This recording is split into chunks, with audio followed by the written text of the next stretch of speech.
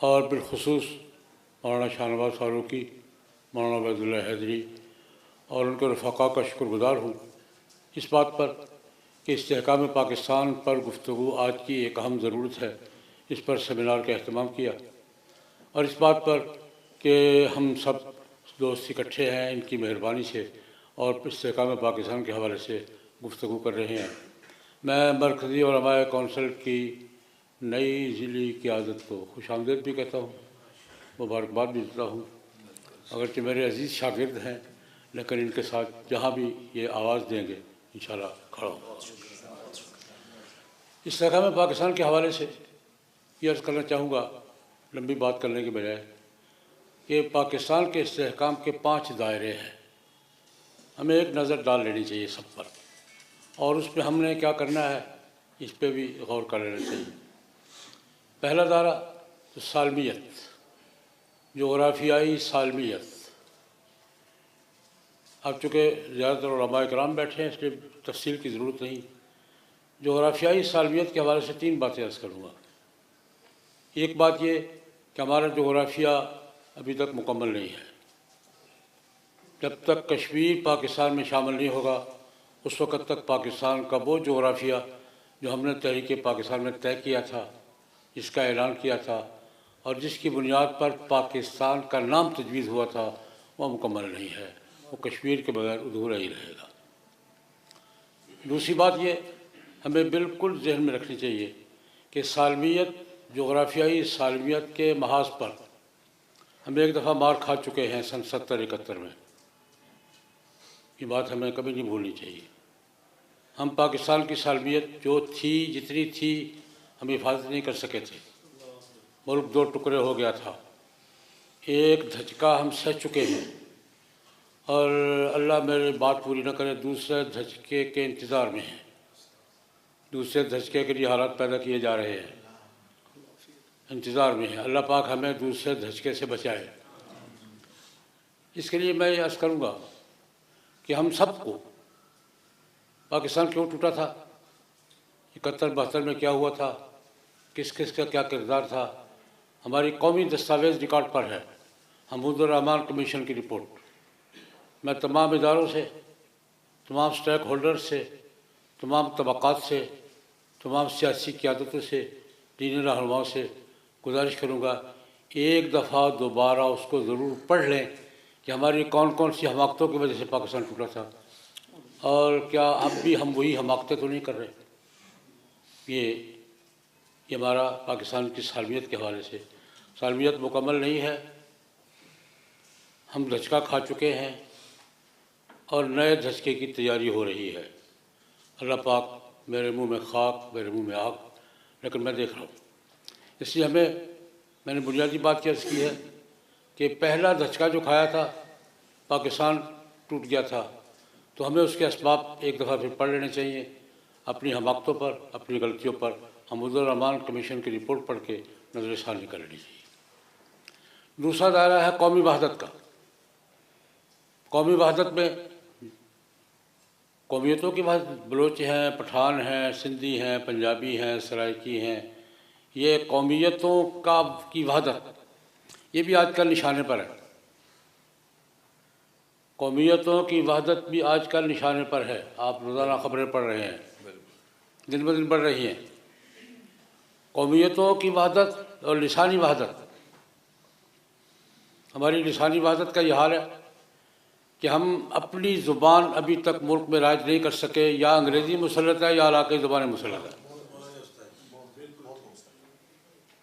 جو زبان ہماری قومی زبان دستور میں لکھی ہے، جو ہمارے قائدین نے بتائی تھی، جو ہماری ہے، وہ آج تک ہمارے دفتروں میں داخلہ حاصل نہیں کر سکی۔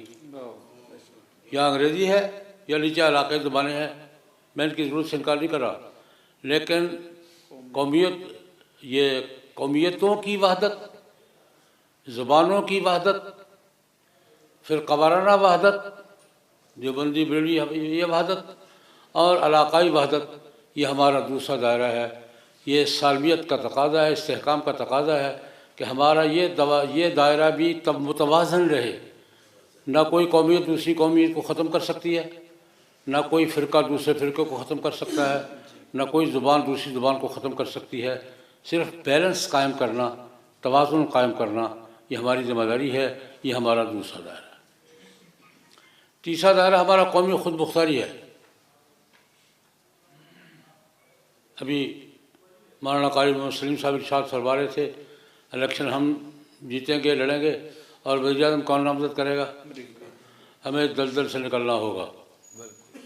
IMF کی دلدل سے، عالمی بینک کی دلدل سے، امریکہ کی دلدل سے ہمیں نکلنا ہوگا.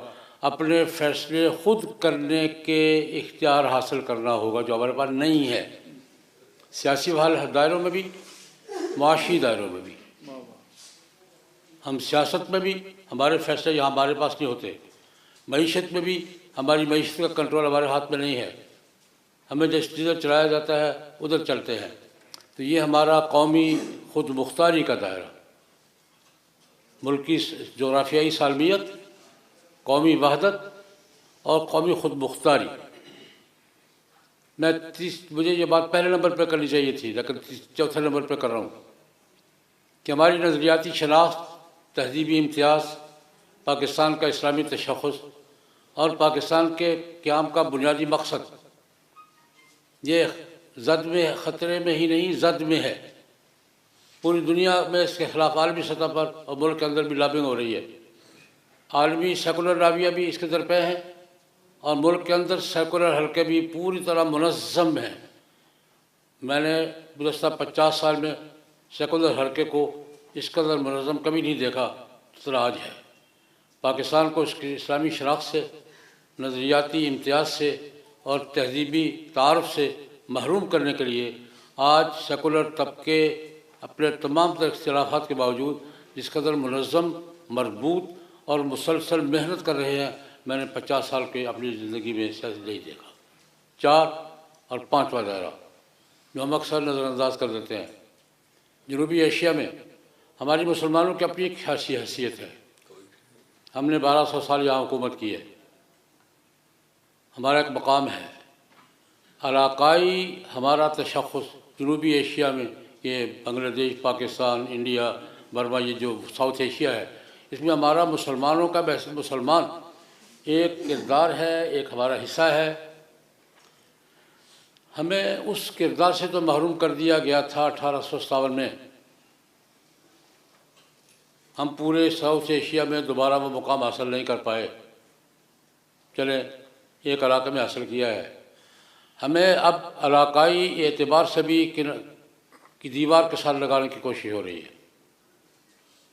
اس علاقے میں انڈیا کی بالادستی عالمی طاقتوں کا ایجنڈا ہے، اور انڈیا کی بالادستی کا مطلب ہمیں ہمارے 1200 سال کے کردار سے اور اس تعارف سے، اس حیثیت سے محروم کرنا ہے. یہ بہت بڑا دائرہ ہے. یہ میں تفصیل میں نہیں جاتا. مغرب سے بھی، فضا سے بھی، مشرق سے بھی، مغرب سے بھی، شمال سے بھی یہ ہم زد میں ہیں کہ ہمیں اس حیثیت کی جو ہم محروم تو ہو گئے تھے، لیکن جو بچی کھچی پوزیشن ہے اس کو بھی کنارے پر لگا کر یہاں ہم پر دوسروں کی بالادستی مسلط کر دی جائے.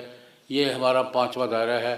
میں عرض کروں گا ان 5 دائروں میں ہمیں چوکنا رہنا ہوگا، اور جو بھی ادارے کام کر رہے ہیں ان کا ساتھ دینا ہوگا، ان کا ہاتھ بٹانا ہوگا.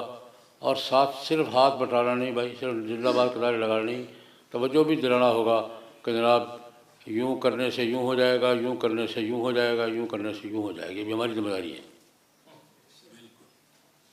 ہر دائرے میں. وہی ذاتی شناخت میں قادیانیوں کا مسئلہ بھی یہی ہے، وہی ہے کہ کسی طرح پاکستان کو توڑ دیا جائے، ان پاکستان کی وحدت کو مجروح کیا جائے، سبوتاژ کیا جائے. تو میں نے 2 گزارشات کی ہیں. ایک گزارش یہ ہے کہ ہمیں اپنے طور پر جو بھی ہم کر سکتے ہیں کرنا چاہیے. دوسرے نمبر میں نے یہ گزارش کی ہے کہ اپنے کام کرنے والے اداروں کا، ریاستی اداروں کا ہاتھ بٹانا چاہیے اور ان کو سپورٹ کرنا چاہیے. لیکن اس کے ساتھ ساتھ صرف سپورٹ مثبت نہیں، ہمیں حمود الرحمان کمیشن کی کسی نئی رپورٹ سے بچنے کے لیے توجہ بھی دلانی ہوگی. جناب یوں نہیں یوں، ایسے نہیں ایسے. یہ ہمارا دینی حلقوں کی ذمہ داری ہے. مجھے امید ہے کہ دینی حلقوں میں بیداری موجود ہے الحمدللہ، میں دیکھ رہا ہوں بیداری موجود ہے، آگہی بھی موجود ہے، رابطہ نہیں ہے، نظم نہیں ہے۔ اللہ پاک ہمیں وہ نصیب فرما دے کہ ہم اپنے وطن عزیز اسلامی جمہوریہ پاکستان کو ایک مستحکم اسلامی ریاست کے طور پر دنیا کے نقشے میں دیکھ سکیں۔ وآخر دعوانا الحمدللہ۔